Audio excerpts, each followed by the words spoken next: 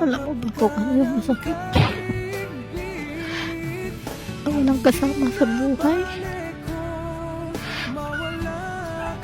Masakit sa paraan. Ikaw ang totoong ama. Ina ng mga anak mo. Di ba ang sakit-sakit? Ang sakit na nawalan ka ng asawa. Wala nang tutulong sa'yo.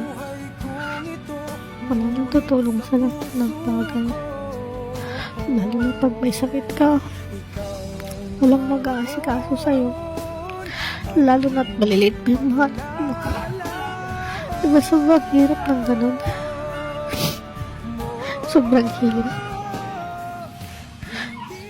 Yung di mo alam kung saan ka lalapit, magpapatulong.